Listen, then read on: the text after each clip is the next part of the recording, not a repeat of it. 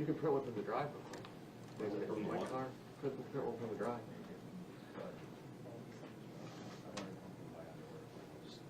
Can you get me one that doesn't have that?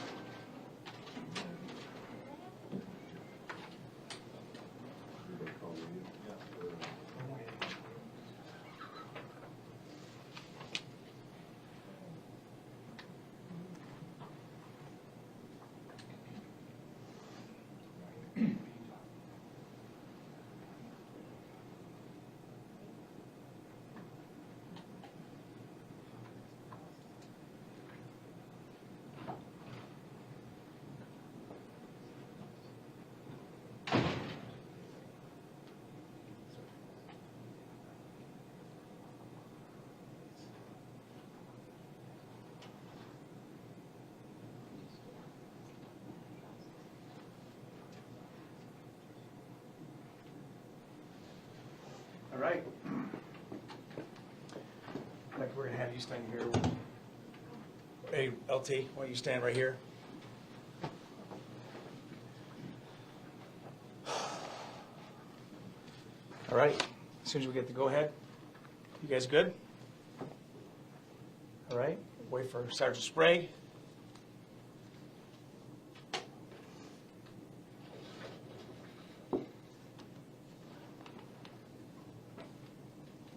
I need to talk to this person. The one who sent this anonymous information that was very powerful, that led us to Ogama County, because it was sent to the Ogama County Sheriff's Office. This letter talked about a specific location. In fact, the coordinates of those locations took us to this address, right inside Ogama County, to this location. It was so specific on saying, go to this dead-end road, look for a wheelbarrow, look for a spot where dirt was disturbed. This came in on the 26th of October, just last Thursday. It was sent to the Sheriff's Office. They called us. Our investigators deployed immediately. We went there. We contacted the state police. They brought their cadaver dogs, and we secured the location. Our evidence technicians went up there, but we didn't find anything. At least not Kelly. What we did find is an unusual dig site that was not by accident. The site was so unusual that when virgin dirt is disturbed, it can never go back to what it normally is. So there's always a different consistency when you probe it. There is a spot that even looks so real life that a person could have been, or at least started to have been dug there, but there was no body. This is why we need to contact this person. You're not in any trouble. You were so specific on your directions that you obviously felt burdened enough to send it. Concerned maybe you've had a bad interaction with law enforcement, maybe you're scared. I assure you have nothing to be scared about. And the Sheriff's Office up there and myself, we will treat you with the respect and dignity. But why? Why did you send this with such specific details and we couldn't find anything?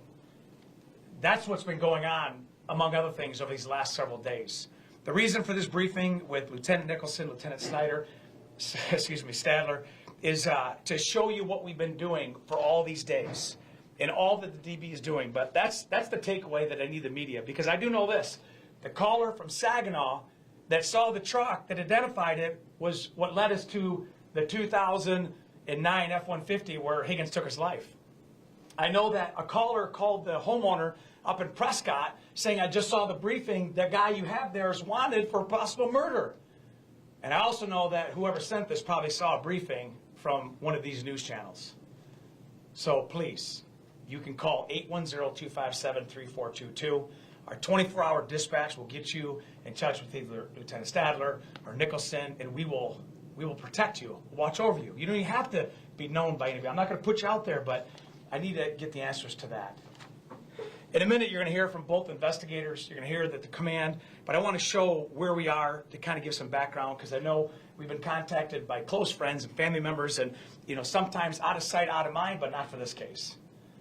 We have searched over 500 acres from Ohio to Ogama County. We've had 1,000 hours committed from this office just to put a case together that started 2 weeks ago last Monday. 1,000 hours. We've been in 5 counties: Genesee, Ogama, Tuscola, Bay, and Saginaw County, including 2 states, Ohio and Michigan. The work that their team has done is nothing but exceptional. This is a case where we've had cold cases. We had a body. We thought we knew who did it. We have a body. We know who did it. That's a who did it. How do we prove the case? This is a where did it. This is a where's the body. Again, everything we say is based on our investigation. We're confident that there's nobody else that was responsible for taking the life of Kelly McWhirter, but we always leave options open. We don't know who is involved. Clearly, somebody knew something, which is the reason why we're here. We use the resources like the state police. This is what's called Trooper 3. It's based out of Bishop Airport. And they flew all the way up to Ogama County and they helped us search. In fact, Lieutenant Stadler was in that bird. And how many hours did you fly with MSP, and how much work did they put in to try to find a dig site?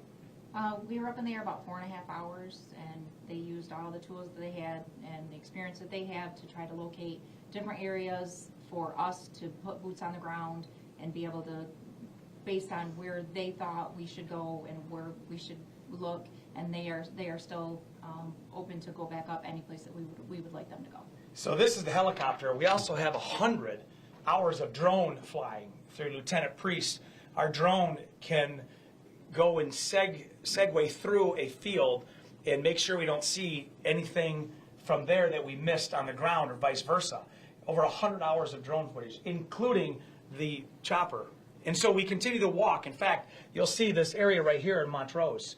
This is Marshall Road, and there's a small little Keewatin Road that we got a tip that maybe it's there. Lieutenant, explain what it looks like when you go there and you have deputies and sergeants, lieutenants that are in search gear and soft clothes walking these trails. Tell us about this. So we actually went, there were about 13 of us detectives that went there. We did a grid search, so we get within visual distance of each other, and we would basically do a grid search one way, come back the other way, until we completed a search of the entire area. Now, we've gotten countless tips, so keep them coming. We've searched, as I said, over 500 acres. There are some sites that we're actively at right now. We're not going to disclose those because when the time is right, we may solicit volunteers. But again, the crime scene was initially from the Upper Peninsula down to Ohio. And we're going to explain why we've kind of tier 2'd the Ohio route of 75 and 23. And we did that based on our investigative research because of search warrants. So here's an example of the search warrants that this team has written with the assistance of APA Messer and David Layton, who is the prosecutor of this county. This is a search warrant for the loose address, Google records, Capital One credit cards, Cash App, Patriot Bank, he was a plasma donor, his body, the address up in Ogama, T-Mobile, Apple, his truck, Hyundai. The car that Kelly had is not only a search warrant for the car, but also the 2 information centers in that car, one of which is direct right to Hyundai itself. So you have to fill out all this paperwork in order to get the data, and here's how the data is given. Now, they don't teach this in Police Academy. Lieutenant Stadler, this is an example of data that was taken from a cell phone search warrant that gives us points. Now, for those that are coders, this is all DOS-based. It's ones and zeros, which is the baseline of all computer language. So you get something like this. How can we possibly interpret this kind of data that led us to searching some of these areas? This is the first 200 pages of about 24,000 pages that came off of one of the search warrants that we did. And so we take all of this information and it gives us locations and GPS coordinates and all kinds of data, and we can dump that into software. And we take all of that information, and it will then be able to plot it into a map. And that's the only way that we are able to look at some of this and make it look very nice and very pretty, that we can follow it on a map. So I want to point out, for the sake of those out there on an investigative algorithm, we get an idea that there may be some information on a particular device. We write the search warrant, we send it to the prosecutor's office to get approved. The judge swears it out with the investigator. We submit it to that organization. They process it through their legal. They approve it. Then it goes to get the data. Then the data is given to us. It goes to the investigator. The investigator has to learn how to interpret it. Listen to this. How long ago was it that you took the training in order to interpret that data? 2 years ago, 2 years ago. And who gave us the training? FBI. So we have training with the FBI 2 years ago to help us interpret data now. Now we have the data points. Now we give it to Nicholson and his team to go try to figure out, is there any way that this body could have been there? Are there 2 tracks there? Is there drag patterns? And that's how we get to the maps that we are right now. So I think it's important to realize that all these things that we're doing, just that one example, how many hours did it take you to get that data? 6. 6. About. And that's one search warrant. I think it's important also to know this is the bag of dirt that was taken from the scene up in Ogama, Prescott. Why did you take that dirt, and how long is it going to get to be processed on the dirt that it could be on the shovel? So we took the dirt, obviously, and compare it to the dirt that's on the shovel. That way we can get a basis of whether we're looking in the right place. That's going to go out. I'm not sure what the timeline is to get it back, honestly. Long. Absolutely, it could be. It could be months, honestly, before we get an analysis done to the soil that would compare it to the shovel. And so as an example, we have lab reports that are out there for 10 pieces of biological and electronic evidence, and they're still being processed. And we're doing that to try to get a global view of what DNA is there, whose is it. So you got to do not only testing samples of what we recover, but comparables. It takes a long time, and of course the lab's doing work across the state, and we have 10 pieces with another 10 ready to go and another 10 ready to go. Deputy Stacci, who runs the evidence recovery and storage, we are on it all the day, every day. As soon as we have a break, because what it does is it either takes us closer to where we need to be, or it eliminates where we thought we might be. These are the search warrants. That's the dirt. This is crime scene search. These are the things that are happening. That cadaver dog that you saw in here from the state police. Here's a picture of this dog digging into that dirt to try to sense any kind of decomposition. That's what these dogs do. So our friends from the FBI, the state police, Ogama County Sheriff's Office, the local police, they're helping us. The data that we're talking about with Lieutenant Stadler, what do we do with it? How do we know that Ohio is now Tier 2'd? And you're going to see from these maps, when she explains it, why it's important to get data to map it out and determine, is there probable cause to believe that this person deviated off the path down 75 and up 23? And the answer to that is right now, no. Explain what we have here. So every time we take all of this information, we put it into a map, and it's going to ping off of cell phone towers, and it's going to show where your location is, and it's going to give us all of this. So this is actually on the 13th. He's at home. He doesn't go anywhere. He doesn't do anything. He's just at home, chilling out, doing this thing on his phone. So we know Kelly's last conversation with somebody was around 1 o'clock on Saturday the 14th. On the 14th, somewhere in that afternoon till later that night, we know that Higgins drove her vehicle, that white Hyundai, down 75 to the address in Ohio and back up 23. How do we know that? And how do we know, or at least how do we believe he didn't stop, other than that Big Daddy's truck stop? Check this out. So we can look at all the data points, and he leaves from home, drives down to the house, 15th, leaves from the house, and comes right back home. Now, I noticed that some of these are spaced out and these are solid. Why is that? It depends on where the cell towers are and what the location is, if he deviated off at all, or where the location of the cell tower is, if it's hitting off of a Wi-Fi signal or if it's hitting off of a cell tower. So this is all intro to lead up to this. So we know based on that Higgins was driving back, whether he had Kelly in the trunk or not. We don't know that yet. But we do know when he came up that sometime at around 2 in the morning, clicking over to Monday. Now, we didn't find out about this until Monday afternoon when she didn't report to work, and it was unusual. This area up in Montrose, Marshall Road and Lake Road, we were able to ping his phone, and we found that her phone was already off, but his gave a signal. There was a farmhouse that has nothing to do with it here. Our ping was in this area, but when we pulled up to here on Lake Road, it was an exact location, and we found his phone on that south side of the ditch, which has allowed us to know that sometime at 2 o'clock when that phone was pinged, that after that, it didn't move because he was gone. So we know that he can be accounted for up until, and this is key, because I've got 34 hours that we do not know where he was because he dumped his phone. On the other side of the ditch was her phone, already shut down from 2 a.m. on Monday all the way until noon when he showed up at a female's house whose husband, who's passed away, was friends with this guy at noon on Tuesday. We didn't know what he did for those 34 hours. He was there from noon to 9-ish when a friend called and said, you need to get him out of here. He's wanted for a potential murder. He was again unaccounted for from the evening of the Tuesday until about 3 o'clock when our Saginaw County caller identified him, and then he killed himself at 4 in the morning. Why is it important, LT, to know those 2 time blocks for this briefing? We can account for the time, for all the rest of the time. These are the times that he was most likely to have disposed of Kelly, right? It's the time that he most likely buried her.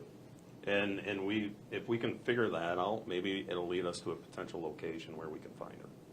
That's why folks that are courageous enough to do this are so vital to our investigation, because all of us are praying that she was there to give her proper burial and respect and dignity.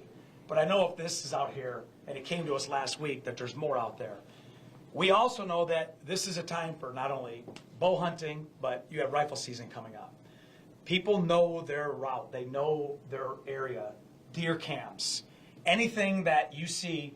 And we've moved our search up from around the middle part of our county, Flushing, all the way up to Ogama. Is that your section of interest from this point until we get some more intel?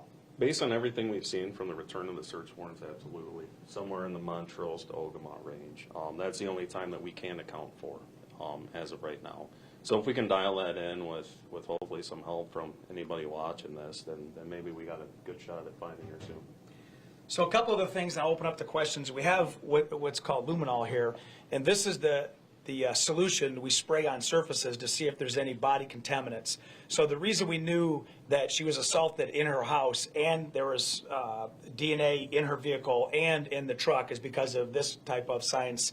And we want to thank Deputy Stacci, who oversees that, to make sure that we're doing it correct, that there's a chain of evidence that can be backed up. Once that solution is sprayed and the lights are killed, this light illuminates the area and we can see whether there is blood or any kind of DNA that is a splash pattern, a splatter pattern, a cleaned up, mopped up pattern, and that's what allowed us to put those pieces together.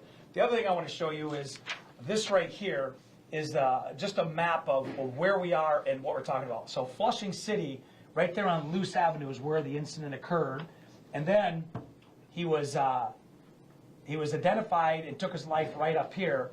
But this right here is where his phone pinged. So we know that in a short amount of time, he was all right here, even after he went up to Prescott, Michigan. The other thing I want to show that's really important, if you take that, please, is this is how intense the search is. So the county has geographical services that help us map out all sorts of things in the county. And so the DB asked them to grid out so we know per reference points what we searched, what we didn't, what tip came in. So if you'll notice, each one of these squares is a square mile.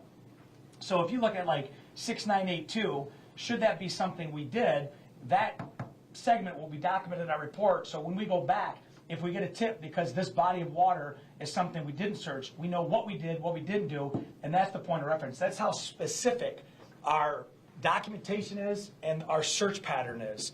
And that's why it takes so much time. This tip, and I'll open up the question, is the key.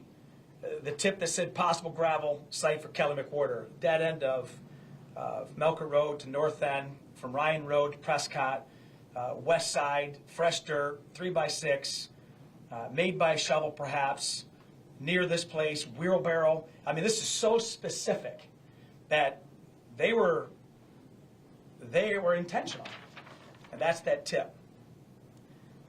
And as I started this briefing, I'd love to take care of you. I'd love for this tip to be your invitation to help us do more and to put Kelly at rest and to give closure to this family. And that's where we are right now. I'll open up for questions that we can answer based on the information we have. Yes? If you get a hold of this person who authored this tip, what are you going to ask them? So the question is, what are we going to do when this person comes forward? Because I believe that a lot of it is just trust and confidence. The question that begs everybody is, how did you know this? And what is your relation to Higgins? I'm willing, and I have been in contact with the prosecutor's office, that even if this person reaches out to legal counsel and wants to come forward, wants to be protected, we will do that. I will surround them with protection, but the information is priceless. And so that's the first thing. How did you know this, and what's your relation to Higgins? And what did we miss? I mean, we're not perfect, but they're very good. And there's a reason why the letter was sent. But I tell you, that day was a disappointing no find. Yes? Can you actually expand on that a little bit more? Yeah. How did you feel when, again, disappointed, but can you expand on that? Well, I think it's important because Lieutenant Nicholson was there. And when we got the tip, we have a communication network within the sheriff's office that allows all of those that are interested parties in a particular incident to be made aware and briefed. And when that information was sent out, I think everybody was encouraged that we've got a really good lead. What was it like when you drove up there, you had your team, and then what happened when you realized that it's not it? It sounded like a really credible tip. We get there, right? And the dead end road actually comes right here. And then we park right near the area that's dug, so we don't have a search warrant yet, so we're looking from the road. It's really exciting to see the fresh dig area. You've got a wheelbarrow, all the stuff needed to dig that right there. So we actually had MSP cadaver dog respond right, just to make sure. And after we obtained the search warrant, we went in and we started looking. The cadaver dog didn't hit on that spot. I mean, our heart sunk at that point. I mean, we were absolutely hoping to find Kelly right here. Once that happened, we actually expanded the search. So there was about 80 acres total there that we searched with the dog. And unfortunately, it just didn't turn up. And knowing that this person who wrote this tip might be hearing this right now, what would it mean to you, given all this disappointment, all this effort, you thought you were this close to getting her, what would it mean to finally bring her home? You know, it would be amazing. That's what everybody wants. We want to bring closure to the family with this, and that's the whole point of everything we're doing here. And she deserves that. She deserves to have a proper burial where the family members can say goodbye. So, You know, as an analogy that I used to your point, imagine this being a 10,000 piece puzzle, but you only have 6,000 pieces. And you're trying to come up with some type of image, but those pieces are held by people that you cannot control, and some you'll never get. And so to have anybody come forward with a piece of information could be just the piece that makes this image clear. And all of us have done puzzles where it only takes one piece to make it sense, and that's what we're asking right now. If we have to do this 10 more times, we're going to do it with the same enthusiasm, the same professionalism. If our heart sinks 9 times, when we find her on the 10th, it's worth it. All right. Any chance at all, don't call me crazy, but any chance at all that Higgins may have wrote that before he took his own life, that tip? It's not a crazy question at all. The question is, could Higgins have written that before? This has already been sent to, this is prepared to go to the lab. That's why it's right here. We're checking fingerprints, DNA. So I can't say either way. We take, to get that confirmed, we have to do handwriting exemplars, which ironically is the oldest type of evidence in world history is handwriting analysis. We haven't gotten there yet because it's not a priority to find out the author that way. There's a faster way to do it, and that is using our media friends. I need you to give that message out there before we can confirm that he wrote it or not. Anything else, Lieutenant? No, sir. We will probably not do another briefing until next week. Until then, if we come up with something that we hope to, as you know, we will call you and let you know. But to the family out there, to the friends of Kelly, rest assured this team and the assets of this office, as I promised from day one, are not withdrawn, held back. It's whatever it takes to put closure to this case. This is our top priority. Among all the other things this office is doing, this is where we stand, and we won't quit. Thank you for coming. Ours is off.